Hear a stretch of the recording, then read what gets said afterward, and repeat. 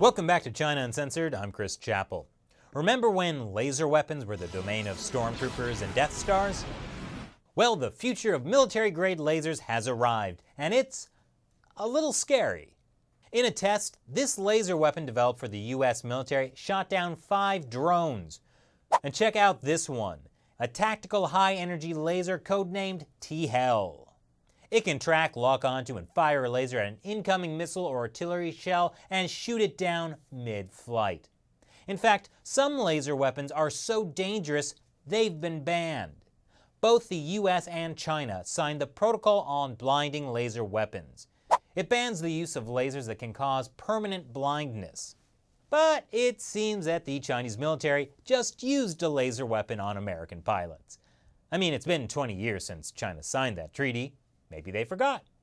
To be fair, 1998 was a long time ago. I mean, back in 1998, we were watching Young Hercules while playing Pokemon and listening to Britney Spears, and oh my gosh, I am so old. What's that, Shelley? Oh, right. Lasers.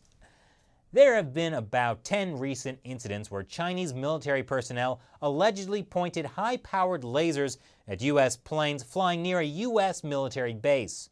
It's been happening in the African nation of Djibouti, where both the US and China have military bases within a few miles of each other. In Djibouti. A DoD spokesperson said that in a recent incident, 2 American cargo plane pilots were injured by the Chinese lasers. They are very serious incidents. There have been two minor injuries. This activity poses a true threat to our airmen. We have formally demarched the Chinese government, and we've requested that the Chinese investigate these incidents. The Chinese Foreign Ministry, surprise, surprise, denies everything. Their spokesperson also demanded that reporters remind relevant people in the US to pay attention to facts. Well, the fact is that last year, China opened its first ever foreign military base about a mile away from the US base in Djibouti on the Horn of Africa. And according to the American general that oversees US operations in Africa, there goes the neighborhood. US Marine Corps General Thomas Wildhauser diplomatically said there's a lot of learning and growing going on because this is the first time ever a peer competitor opened up shop so close to an American base, and that this poses some very significant operational security concerns. But whoever is tagging planes with lasers on the Horn of Africa is also putting pilots at risk. The Federal Aviation Administration last month published a warning to pilots to use extreme caution in the area. There have been multiple lasing events involving a high-powered laser in the vicinity.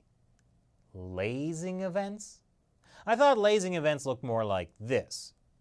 But according to the South China Morning Post, Chinese military observers say the lasers may have been used to scare away birds. Oh yeah, I can see how a C-130 Hercules cargo plane that weighs 30 tons and has a wingspan of 120 feet could be mistaken for a flock of seagulls.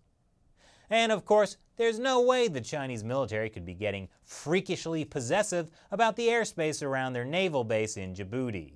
At least until the Chinese government issues a statement calling the airspace around their naval base in Djibouti part of Chinese territory since ancient times. For now, though, it seems the Pentagon is leaving open the possibility that some overzealous Chinese personnel might have been acting on their own, and that it's not actually a top-level policy-driven territorial dispute. But just in case, learning to deflect laser blasts might not be a bad idea. So what do you think about allegations of Chinese personnel shooting lasers at US planes? Leave your comments below. Once again, I'm Chris Chappell. See you next time. Stay where you are, because I'm going to answer another fan question. This one comes from David Michael White. He asks, Chris, what is your favorite piece of literature from China? I actually love Chinese literature, so I'm a bit torn on what answer to give. I'd say my favorite of the 4 classics was Romance of the Three Kingdoms, but if you'd like something a little more modern, I'd say the Three Body Problem trilogy by Liu Cixin. Some of the best science fiction I've ever read. Ranks right up there with Isaac Asimov's Foundation series. Thanks for the question. As I mentioned on Wednesday, at the end of each episode, I'm going to answer a question from a member of our China Uncensored 50 Cent Army. You can join too. Click this orange button and pledge $1 or more per episode. We're independent media, so your financial support is what keeps China Uncensored going.